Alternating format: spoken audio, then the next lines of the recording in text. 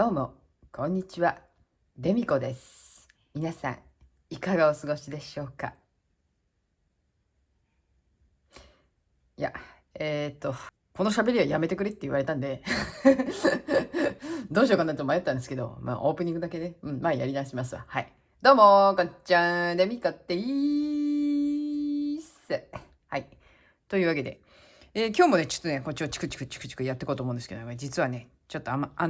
み進めたんだけどね、ちょっとほどいた。ほどいて玉がこんな大きくなって。この分ほどいたわけじゃないんですけど、玉作ってやってね。なんでほどいたかっていうとね、ちょっとやっぱり違う柄をまた入れたくなっちゃいまして。で、それでね、今日はね、ちょっと違う柄。で、これはね、私多分ね、パターンでまだやってなくって。いや、やってない理由はですね、ただ単に、よくやられる柄だと思うんで、あえてやらなくてもいいかなと思いつつも、でも、後々やっていこうかなと思ってる柄なんですけど、確かやってないと思うんだよね。多分ね、やってないわ。でその柄をちょっと入れていこうかなっつっていう感じなんですよ。今回はね、もう完全になんかもう幾何学な感じで、やっていくんで、そこに入れるにはちょうどいい柄かななんつって、私は嫌いじゃないんですけど、でも結構好き嫌い分かれる柄かもしれないんだけれども、ちょっとそれをね、今回やっていこうと思いまして、で、ついでに、喋りたいことがもう一つありましてですね、それに関してちょっと喋ろうかな。っていう感じでございます。はい。じゃあね、まずどんな柄をやっていくかっていうのはですね、それおいおいね、おいおいね、できていく間にこう見てっていただければいいかなと思うんですけど、さてどうやっていこうかな。ここをこうして、こうし、こう、一個、こっから、とりあえずでもここは普通に編むしかないもんな。でね、何を喋りたかったかっていうとですね、地方統一戦やってますよね、今ね。の前半が終了。ね、昨日の日曜日で終了ということで。大事なところの結果が出たわけですけれども。皆さんご承知の通りと思いますが、当然ですが注目されていたのは奈良の知事選だったわけですね。私の中でも一番もちろん注目していたんですけれども、見事に、現職、昨日であれでしたけど、ね、現職の、荒井知事と自民党の、奈良県連では推したかった、平木さんね。この辺のことは知ってる人は知ってると思いますけど。で、あとは維新の、なんだっけ、山下って人か。ね。で、結局この山下さんっていう人が通ったわけだけど、維新のね。これで、言われてたわけですよね。自民から2人、ね、自民からっていうか、保守系の候補が2人出てて。で、奈良県連としては平木さんを推してて、その若い人ね、元、総務省の、あれですね、もともと総務省時代の、高市さんの秘書官だったっていう平木さんと、現職の新井さんっていう人が、おじいちゃんだわ、78歳だっけ、何歳だっけ。なんかおじいちゃんでね、おじいちゃんが5期目っちゅうことでね、でこれでなんで最初は出ないって言ってた新井さんがなんで途中から出るようになったんだっつったら、この人ポロッと喋っちゃったっていうね、東京から指示があったっていうことでね。でそれでこの平木さんって若い方の人は本部っていうか東京の方の推薦が得られなかったっていうさね、奈良県連ではこっちを進めたかこの人で進めたかったのにっていうので、でも本部がダメみたいな。でそしたら新井さんがペロッとね、東京から出ろって言われたから出たんだみたいなこと言っちゃったっていうね。あれっておかしいなって思うよね。だってさ、そんなわざわざさ、本来であればさ、そのなんていうの、票が割れるわけじゃないですか、同じ自民党系から出るってことになれば。でそれで勢力っていうかね、もちろんその知事っていうそこのあれをなんていうの、他の党に取られるっていうのはまずいわけで、そうなったら本来であれば党としてはやっぱり確実に取れる人を持ってくるのが普通じゃないですか。でもそれなのにあえてそこで新井さんを出してくるっていうその本部の考え方っていうのがね、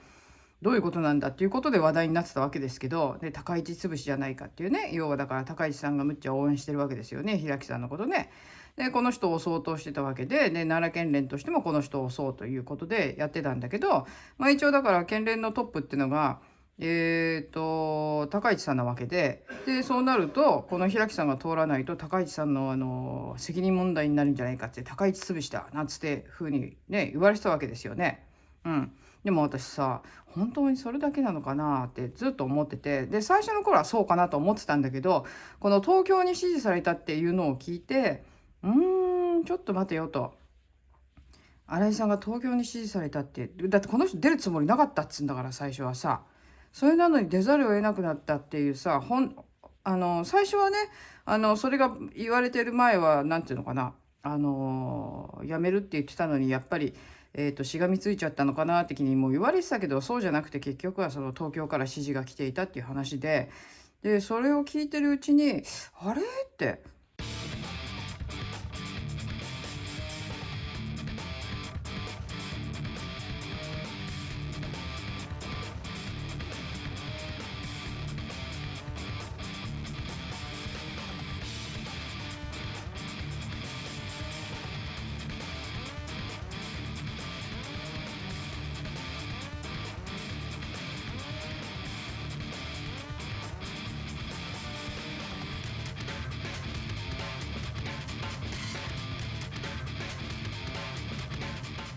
本当に高市潰しだけなんだろうか、だって奈良だもんねっていうさ、その奈良県ってさ結局さ安倍さんの事件があった場所ですよねっていう話でね。でそれ考えた時にってこっちの可能性もあるんじゃないのって私はちょっと思ったわけです。っていうのはこの平木さんっていうのはですねやっぱり素晴らしい人なわけですよね。で高市さんが押すぐらいですから、まあちょっと私的にはちょっと爽やか系でなんかいい感じだなと、結構ね私的には素敵な人だなと思う感じのこういうタイプの人が好きな人から見ればイケメンですわ。でね、もちろんなんていうのかな、このなんていうの次官だから総務省の事務次官も狙えるほどのポストのだった人がわざわざ辞めて自分とこの地元のために働きたいっつって戻ってきたってことだからさ、それなりのなんていうのかな、思いを持って立ってて、でそれでやっぱり高市さんが推してるってことを考えると立派な人なんだと思うんですよねやっぱりね。で内容を見てみても完全に保守の人だし、だからそれ考えるとやっぱりこの方になっていただくのが一番いい。そうなると高市さんつなぎで考えればおそらく安倍さんの事件に関してもちょっと疑問を持ってるんじゃないかとね。要はだから党内でもね、その東京の方でも党内でその真相究明をしなきゃっていうふうに声を上げてる人たちはいるわけでね。そうするとやっぱりこの地方の方で行政やる人の中にもそう考える人がいてもおかしくないわけで、だからそうするとさ、この人がなるともしかしたら安倍さんの事件の真相究明っていうところでこうなんていうのかな、大きく力を働かせることがこの人できるようになるんじゃないのっていうのは、知事でしょ、で県警がいるでしょ、奈良県警。奈良県警の最終的なトップは結局知事なんですよね。県警っていうのは知事の下についてる機関になるわけですから、そうなるとだね、いやこれちゃんと究明しなさいよっていう力がもし県警にかかるんだとしたら、それをさせたくない勢力ってもし本部にいたとしたらっていう話になりますよね。だって安倍さんの事件だって相当きな臭いじゃないですかね。私はだって捕まった犯人とされる人間がやったとは到底ちょっと思えない。最初の頃は私あんまりだからさ、なんていうのかな、そういう陰謀論的な、私は陰謀論大好きですけど、でもあんまり陰謀論的なところで話をしたくなかったんだよね、事件が起こった直後っていうのは。だけどやっぱり日が経つにつれてなんか怪しいなんか怪しいって、そういうね、最初からそういうふうに言いたくなかったのは、そのなんて言ったらいいのかな、いろいろなその証拠が出てくればおのずと分かってくるだろうなんて思ってたんだけど、でもなんかおかしかったでしょ、あの事件もね。初っ端からいろいろ情報がそんなに早く出てくるもんかいなっていうさ、もういかにもなんかこいつが犯人に犯人なんだっていうのに一生懸命持ってこうとしてるような風に見えてきた時から、怪しいってやっぱり思い始めて、ね、だからそれを考えると、いやちょっとこれはね、ただ単に高市潰しっていうだけじゃないんじゃないのって、もちろんそれもなきにしもあらずなんだろうけど、で私的にはちょっとこれもしかしたらね、その真相究明をしそうな人を頭につけるわけにはいかないと考えた人たちが、まあ新井さんを出すことでもうあそこのその議席じゃないや、知事の席を失ってでも真相究明をされたくない人たちがいるんじゃないのと。まあこれも陰謀論なんですけどね、完全に。いや、妄想ですよ、妄想。はい、妄想ね。私の妄想ですよ。なんでちょっと思い始めてたわけですよ、ここ。ここ2週間ぐらいかな。でもやっぱりほら、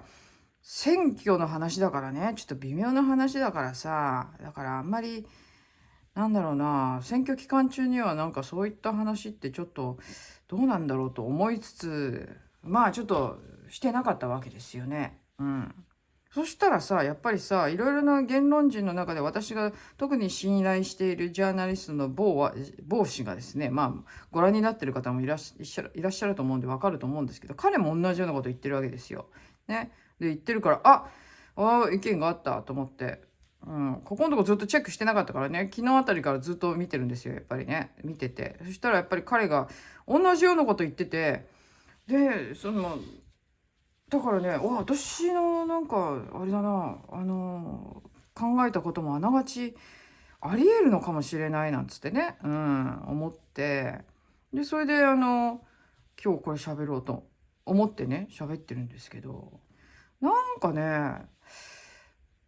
で、それでほら、新井さんを出すように要請した人の名前がバレてますよね、一応ね。誰が動いたかっていうのバレてますよね。あの人とはあの人ですわ。ね。で、それを考えると、だってさ、負けたらさ、当人やばい立場なはずなのに、なんでそこまでしてっていうことは、それよりももっとまずいんでしょうねって、まずいっていうことがあるんでしょうねと思わざるを得ないっていうか、かなり濁して言ってますけど、どこまで言えるかわかんないんでね。なんか相当この辺の情報は、YouTube さん厳しいらしいんでね。なのであんまり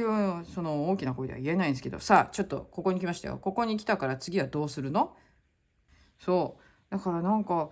いろいろ本当になんかネットで大きく言われてるのは高市潰しって話がほとんどだと思うんだけど、その裏にいやそれだけじゃない理由があるんじゃないのっていう話なんですよ。皆さんどう思います？真相究明をさせないためっていうことはありえるんじゃないですかね。やられちゃまずい人がいるんじゃないですかね、党内にっていう話なんですよ。予想はもちろんねある程度してたと言いますか、やっぱりその安倍さんの事件があってね、それをね陰でほくそ笑んでる人ってきっといると思うんです、党内に。これはいや妄想ですよ、妄想。私の妄想だからね、妄想。陰謀論的な話に本当になるけど、でも何度も言いますけど、世の中は陰謀で回ってるんで、基本的に。それぞれの思惑があって、それに沿うような形に世の中を回そうとしてる人たちはいっぱいいるわけで。もちろんそうですよ。ちっちゃいことから言ったら全部そうじゃないですか、だって。陰謀ですよ。ね、例えば、友達との関係だと同じですよね。あの人とお付き合いしたい。ね、あれですよ。好きだのなんだろうっていう話もそうですよ。あの人とお付き合いしたい。そうだ。こうしたら気に入ってもらえるんじゃないか。こうしたら好きになってもらえるんじゃないか。偶然を装ってこれで待ち伏せしちゃおうとか、全部それだってある意味の陰謀ですからね、それは。だって相手はそこにはめられてるわけだから。同じなんですよ。世の中は全て陰謀でできてるというのはそういうことで、全ては誰かのその策略によってそっちの方向に持っていこうっていう。だからマーケティングだって全部同じじゃないですか。ね、みんなにどういったものを商品を出していけば売れるかって、そういう作戦を練って新しい商品を出したりとかしてるわけですよ。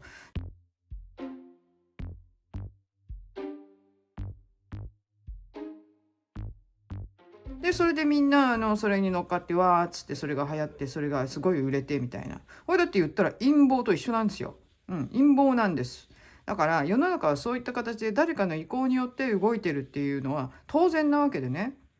だけど結局そういうことを、そういうなんていうのかな、戦略だったんだっていうことがバレないようにしたい人たちは陰謀論だって言って隠すっていうことを、だから私はいつも言ってるわけですね。うん。で結局誰かの意向があってっていうことはもう世の中いくらでもあるわけでね。だから世の中はだから陰謀でできてるんですよ。私が言うのはそういう意味なんですよ、やっぱりね。だからそれがもちろん経済の世界であったってね、政治の世界だったってあったって同じなわけですよね。結局一緒ですよ。うん。だってみんな外交だって同じじゃないですか。自分たちのそのね、持ってきたい方向があって、でそれで外交をやりながら自分たちの国益にそのなんていうのかな、そぐうような形で外交を進めるわけで、だから全部陰謀なんですよ。だから世界は陰謀で動いてる、当然なこと。だから陰謀をね、ただの陰謀論っていう形で片付けるのはどうかなっていうの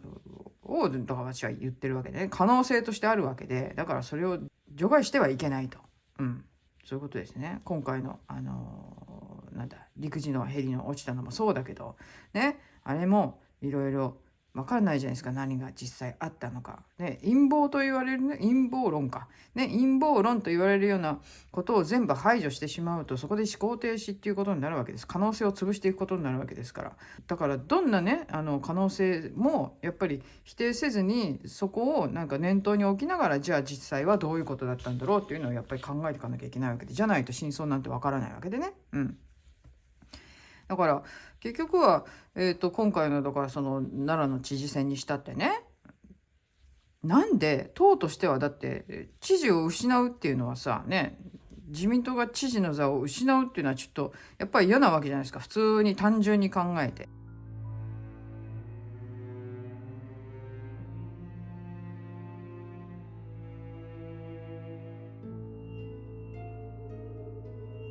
じゃあなんで一本化していれば勝てたかもしれない候補だったのに、それをあえてこう落とすような形、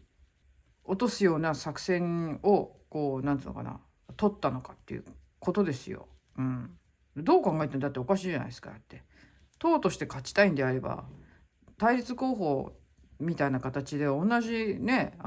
党の人を立てるってことはするわけがないわけですよ。でそう考えると、純粋に新井さんを勝たせたかったのではなく、やっぱり平木さんを邪魔するために持ってきたっていうのが大方の見方じゃないですか、最初からのね。その理由は何であれ、その高市潰しと言われてましたけどね、それはもう明らかなわけですよね。なんでそんなことしてまで平木さんをさせたくなかったのか。だからそこに考えたんだよね、私。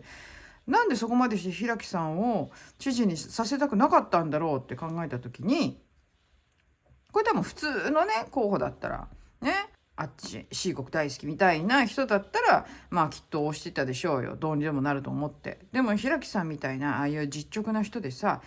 勤勉でさね、能力もある人っていうのがね、しかも保守っていう形で来ちゃうと、やべやべやべっていう、やっぱり派閥かなね、あれでちょっとそぐわない人たちね、なんかはあらやばいね、奈良県真相バレちゃやばいことがあるじゃないのっていう可能性はあるんじゃないかなと思いますよ。うん。いや、どこまで喋っていいのか本当厳しいんでね、この辺。うん。YouTube がね、まあ私は目つけられてないと思うんで、大丈夫だと思うんですけど本当にいやでもこれ本当に普通の市民感覚っていうか、なんだろうな、国民目線っていうか、それで喋ってるだけなんでね、それでなんか潰されても困っちゃうんだけどさね。だって本当にそれって純粋な普通の国民がこの状況を見てって思ったことをただ喋ってるだけですからね。うん。私のその妄想として、妄想ですよ。はい、妄言です。はい。そうなのよ。だから、ちょっとね、まあ、だから、今度通った維新の人っていうのはね、例えば外国人賛成みたいな、そういう人なわけですよね、維新のね。大阪の位置的に見ると、大阪からして奈良っていうのはあれだそうですね、大阪に働きに行く人のベッドタウン的な感じのところがあるみたいですね。ね、そう言ったら東京にとっての埼玉みたいなものか。そういうことか、埼玉。よくわからないけど、まあ、あと千葉とかね、そういう感じなのかな、感覚的にはね。でそこがだから維新に、侵食されて維新に染まってしまうと、また大阪みたいなことにね、なっていく可能性もあるんでね、そこはねやっぱりちょっと考えないと。私は維新に対してはあれですか、すごく疑ってますんで、はい、もちろんね、大阪でなんであんな人気があるのかちょっと分かんないんだけどさ、私の友人ね、大阪に住んでる友人いるんですけど、やっぱ維新だよねって言うんだよね、やっぱりね。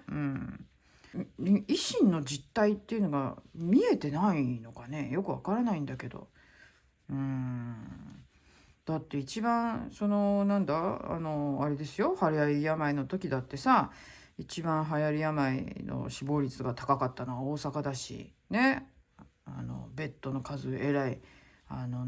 病院縮小でね減らしたのは誰だったっけ、あの時の知事は誰だったっけ、エッチさんだったかね。そういうのだったりとか、あとは全国的ななんつうの生ポ受給者の割合が多すぎるとかね。生ポ年間800億円のね予算っていうか使ってる800億円もね年間出てるんですわ。生ポね、生ポって生活保護で、その170億が大阪だっちゅうから、どれぐらいの割合よって話なんですよ。5分の1が大阪行っちゃってるわけですよ。それはまたおかしくない？それでそんな不正やっててね、まあ大阪市の市政もそうだけれども、それでなんでいまだに維新がやってるのがいいと思えるのかちょっとわからないんだけれども、何がいいんでしょうね、維新の。外から見てるとなんかうさんくさくてたまらないんですけどね。まあ大阪の自民党もね、もうあれだから、もうみんななんて言うんだろうな、理性失っちゃってるっていうか大阪の自民がいいかっつったらそれはダメなんだけどね、もちろんね。だってもう打倒維新に行っちゃってて、まるで国会のさなんだろうな、あれじゃないですか、自民党に対する立憲の状態になっちゃってるじゃないですか。だって大阪では自民が。それじゃダメだよねって話でね。だから自民がいいって言ってるわけじゃなくてね。でもなんで維新がねそんだけ、強いのかっていうのがちょっと分かんないなと思って。まあ他にないっていうのがね、そうね、あるかもしれないね。でもね、それはあるかもしれない。だって自民が最悪だからね、大阪。なので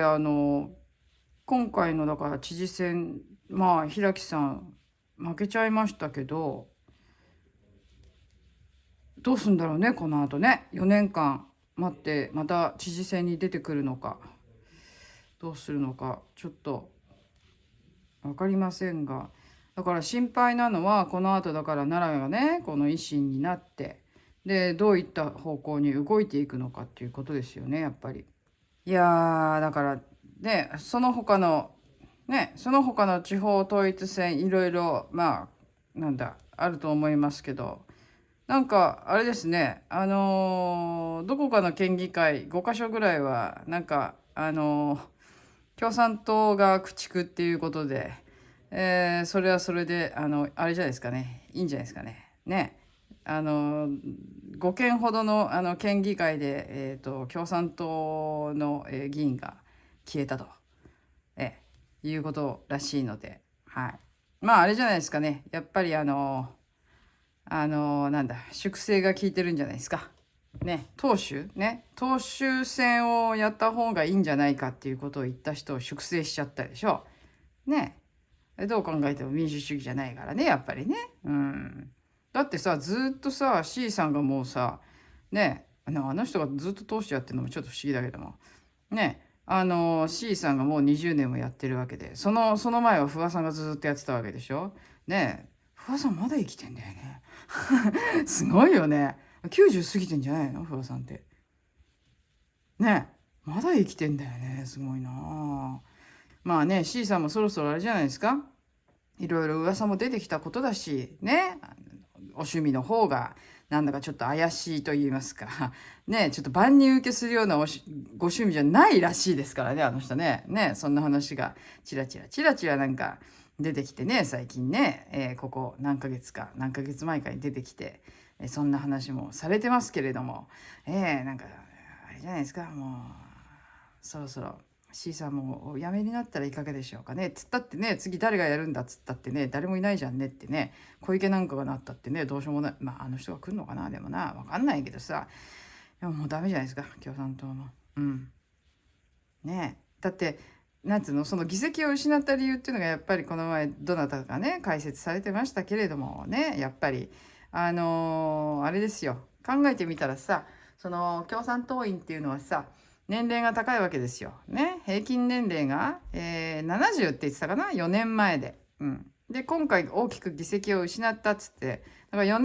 年前に70歳だった人は75歳ぐらいになってくるわけですよね。74、5ぐらいにね。そうするとやっぱり高齢化がどんどんどんどん進んでいくから、今共産党員のだから平均年齢っていうのがその辺に来てる可能性があるわけですよね。だってさ、下がいないんだからさ、そう考えたらさ、ね、どんどんどんどん年齢、そこまでまあね、上がってないとしたって、まあ徐々に徐々に上がってきてると思うんで、それを考えると、やっぱり、あれじゃないですか、年間で今亡くなる人数っていうのが、約130万人。で、去年はなんか、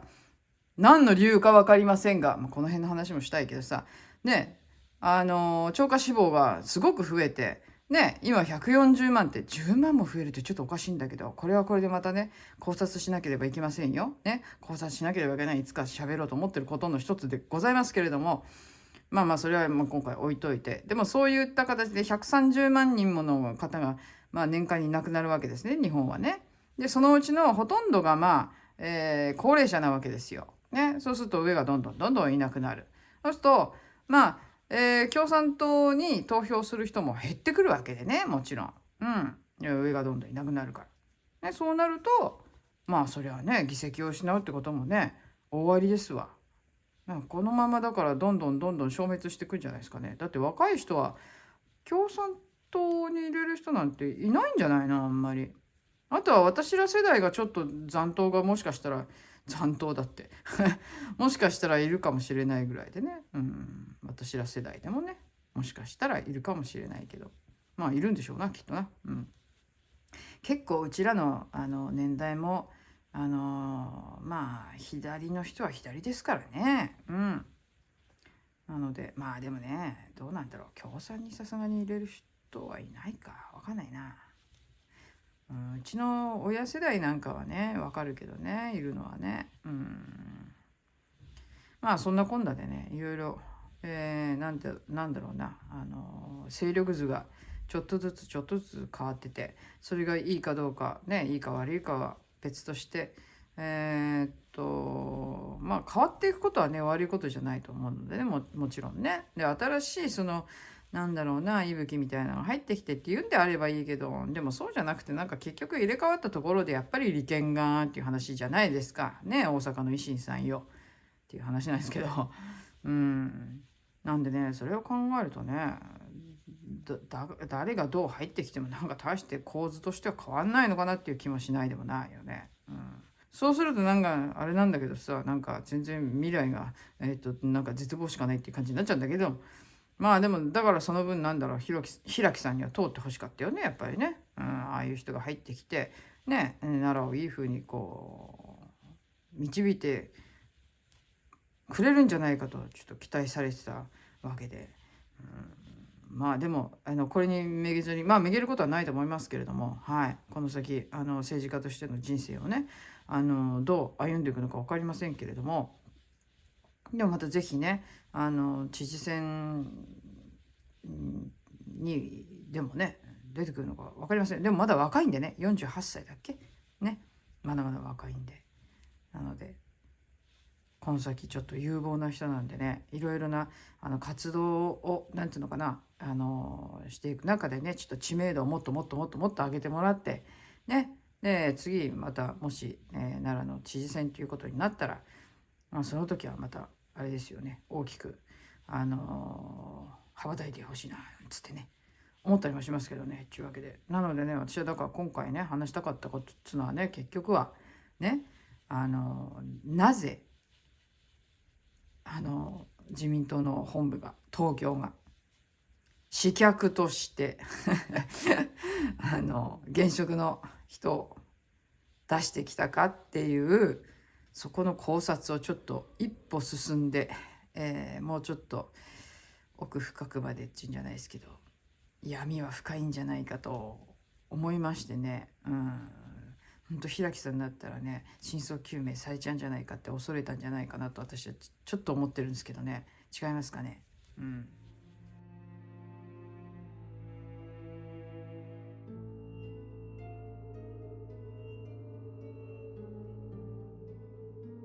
私の妄想でございましたというわけでございますよ。はい。今ねちょっとこれを一周終わらしたら今日は終わりかな。いやでもちょろっとね、この前の続きをちょっと話しておきたいんですけれども、この前の続きっていうのはあれですね、陸自の話なんですけど、陸自ヘリの話ね。なんかさ、ヘルメット見つかったじゃないですかね、装備として。でそれを支給した人っていうのはもちろん番号ついてるから誰だか分かるわけでね、でそれ搭乗していた人のものだっていうことが判明したっていう風になってたけどさ、なんかさ、なんかだ小出しにしていく感があるじゃないですか、情報をチロッチロッチロッチロッっていう感じで、なんか作られた報道みたいな感じで、あれがね、だからヘルメットが見つかったっていうのも、それはだからつまり墜落して海の中に沈んだっていうのをこう匂わせてる感じ。まあもちろんその可能性大なんでね、だからで乗員はそのなんだろうな、乗員は見つからないけれどもそういう装備品が見つかるっていうことでこうみんな想像してください的な、なんかこう仕組まれた感じがすごいなんかあるっていうか、だからあれがね、じゃあ全部なんだやらせでプカプカ浮いてるところをねこうねわざとらしく撮ったとか、そういうことを言ってるわけじゃなくてね。でもなんかね、この情報のこのポロッポロっていう出し方っていうかね、確かに海域としてはちょっとなんだろう深いんだよね、あそこちょっと深くなってて、でなんか深さ的には100メートルぐらいあるらしい。なのでまあ沈んでる可能性っていうのはもちろんあるんだけれども、でもね一人も見つからないっていうのもなんだし、ね、人のようなものが浮いてるっていう話もあったけど、あれどうなったんかいな。なんか全然なんか情報が本当に出てこなくって、でなんだ墜落してからすぐに巡視船が向かったっていう情報もあるのに、なんか不気味だよね。何の情報も出てこないじゃないですか。だって基本的に部品が見つかった程度の情報でそんなに見つからないもんかねと思ってね。不思議でしょうがないんですけど、いやだからどういった形で国はこの事故だかなんだかわからないようなこの話をねまとめていくのかなと。本当にだからとにかく機体が見つかってもくれないことにはどうにもならないよね。でも機体が見つかる前にさ事故って言っちゃったでしょ、陸幕長がね。なんでそんなこと言うのっていう話でね、それなんかみんなが考えるようなある種のその可能性をちょっとあえて潰しに来てないかみたいな。だからその人がその陸幕長がやってるってことじゃなくて、そういうふうに言えと大丈夫ですか言われてませんかっていうね、そういうところもあるじゃないですかやっぱり。どうやらえらいきな臭い雰囲気になってきて、だから情報集めは本当になんだろうな、まめにしないといけないのはもちろんなんだけれども、でもそうなってくるとちょっとねどの辺のことまでこうなんつうのかな、喋っていいの喋っちゃよくないのみたいな的なこともねなんか出かねない状況に今なってきてるなって感じなんで、ちょっとねね、でどんな感じなのかなっていうのをね、やっぱりこう見極めながらね、私もちょっと注目していきたいなと思ってますよということでね、はい。こんな感じでちょっと進めてきましたよ。はい。こんな感じで、はい。ね、どんな柄になるのかは、進んでみてからのお楽しみっていうことにしようかな。ね。もったいぶって思うかもしれないんですけど、そんなに手がね早く動くわけでもないので、はい、やっぱりこれほらあれじゃないですか、長いじゃないですか。一周が240名あるんでね、これでパパパパッと説明しながらっていうわけにもちょっとねいかないもんですから、はい。なので基本的にはこれを編むのはもう喋りながらね、喋りながら編むんだけれども、ちょこちょこ少しね説明が必要な機会があればそれで説明していきますよっていうことでね、はい。なので、一応ね柄的には、細かい柄を入れてきましたが、ちょっとここいらでねバーンと一つ柄を入れて、でどうだろうな、この柄が編み終わるまでに糸替えが、もしかしたら糸替えっていうのはこれ前半の部分で使える量なんですよ。これもうちょっとあるわ、もうちょっとあるんだけど、その使える量が終わったら違う色を入れて、でまたこの色に戻していくっていう感じになるんですよ。別の色をこの色でこう挟む、上と下でね。で真ん中だけちょっと色が違う感じになると思います。毛糸が足りないんでね。そうだからそんな感じでやっていく予定なんですけど、とりあえず今のところこんな感じでちょっとずつ違う柄をねここに入れて、でこの先どうなるかちょっと分かりません。でも最終的にはまたこの辺こんな感じに戻すんですけど、いろいろ実験みたいなもんですね。またねいろんな柄使ってやっていこうかなと思ってますよ。はい。というわけでじゃあ今日はこの辺にしようかな。ね。よし、ちょっと待ってね。こうしてこうね。だんだん柄もね編んでいくとこう編み方が分かってくるともう見なくていいようになってくるんでね。はい。こんな感じか。これでいいかな。どうだ。はい、こんな感じで、じゃあこの先またこれで進めていこうと思いますよ。はい。で今日はなんですけどね、今日またこの先おやつタイム、はい、というわけでございます。ではここまでご覧いただきまして皆さんどうもありがとうございました。次回もまたすぐにお会いしましょうということで、ではさよなら。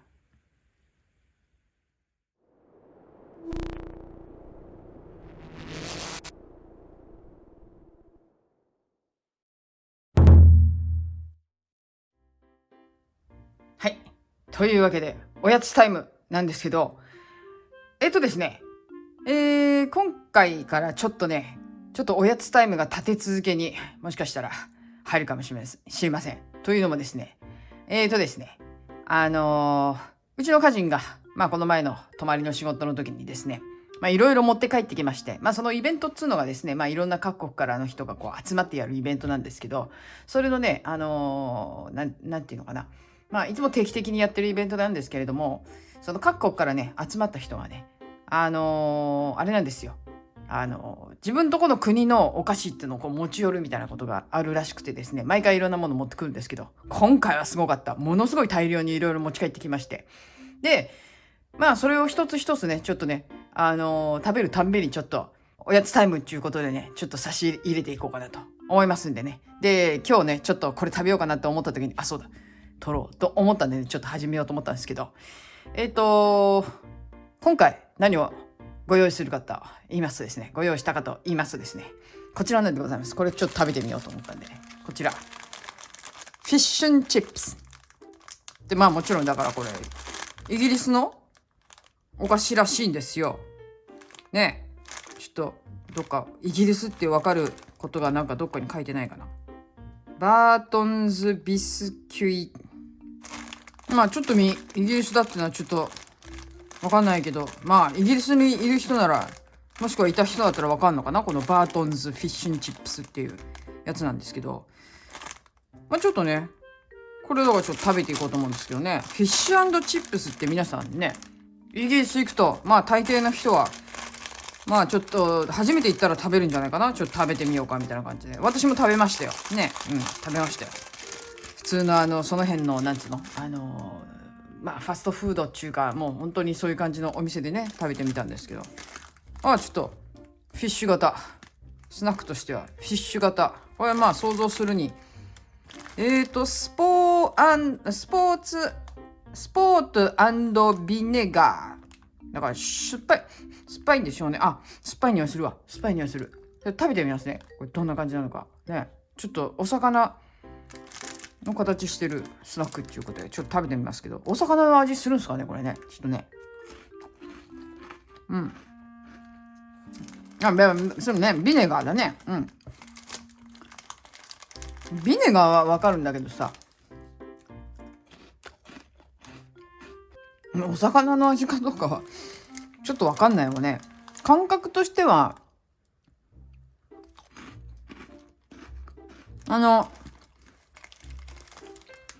ビスケットみたいなサクサクなやつに、日本でもあるよねこういうお菓子きっとね。それにビネガーの味で、サクサク感はなんかすごいサクサクしてる。なんかカリカリっていうよりもサクサク。イギリスの子供たちはこれよく食べるのかしらね。でフィッシュ&チップスってまあなんだろう、イギリスだとコッドっていう魚を、白身のこう肉厚のね魚を使うことが多いと思うんだけど、コッドってなんだ、日本で言うとなんかタラみたいな種類の白身の魚だけど、それでチップスっつって乗ってるのはフライドポテトだよね。フライドポテトとお魚のこう揚げた魚のフライみたいのが乗ってて、それがまあイギリスの普通のなんて言ったらいいの、ハンバーガーみたいな位置づけなのかなあれってね。やっぱりねファストフードでポイと、あとはどこ入っても置いてある食品と言ったらいいのね。だからといってこれがその味かっていうとちょっと違うかな。でもビネガーの味がなんかちょっと癖になるっていうか、これ一気に食べちゃうのこれね。まずくはないです。まあむしろ美味しいかな。だけどフィッシュかって言われるとちょっとわかんないわね。言われてもわかんないぐらいの感じなんだけど、まあこれ一般的なやつなのかな。大きい袋も持って帰ってきたの、このでっかいの。このちっちゃいのじゃなくて普通のこうポテトチップス入ってるみたいなサイズの大きい袋ね。あれもまたあるからね。まあでもこれはいいんじゃないかな、アペリティフにね。Six Nations Success、 どんな意味があるんでしょうね。Six Nations Success、なんだろうね。Did you know、 知ってますかね。 Did you know the most tries in RWC match is by All Black Mark Ellis, scoring 6 tries against Japan in 1995。 ジャパンって出てきたよ。ジャパン書いてあるよ。 The Calcutta Cup is made out of 270 melted down silver rupees かな。 True or false?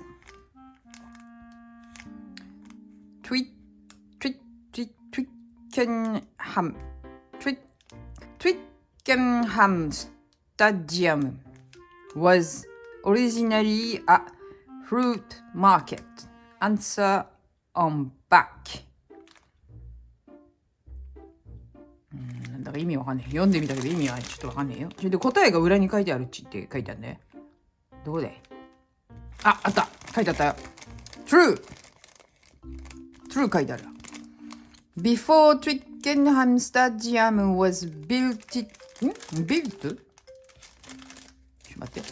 was built だね。はい。was built the ground were originally market gardens with allotment for growing fresh produce だそうです。読むけど意味あんまりわかんないけど、何のことだこれか。ラグビーの話か。ラグビーワールドカップってこっちかな。きっとそうなんだろうね。まあよくわかんないんだけど。まあそこそこ美味しいですよ。私が好きそうなこのビネガー、癖になるようなビネガーのお味としょっぱさと、そしてこのサクサク感、結局全部食べちゃった。全部食べました。はい。なかなか美味しゅうございました。はい。というわけでこれからね、うちにある、山のように持って帰ってきた、家人が持って帰ってきたお菓子のねレポートをねこれからしていきたいと思います。というわけで、はい、どうもここまでご覧いただきましてどうもありがとうございました。次回もまたお楽しみにしてくださいね。はい。というわけでじゃあバイバイ。